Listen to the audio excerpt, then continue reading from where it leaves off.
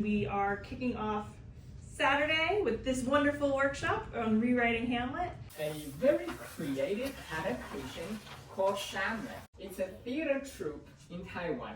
They are very much a bunch of bumbling actors. They can't get it right. The ghost is supposed to ascend on a wire, special effect, but the wire got stuck, and so the ghost is stuck there in most scenes.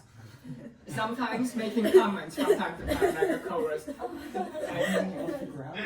Yeah, and those characters are like, shut up, you're not supposed to. Or pretend that the ghost is not here, trying to carry on. I just ghost.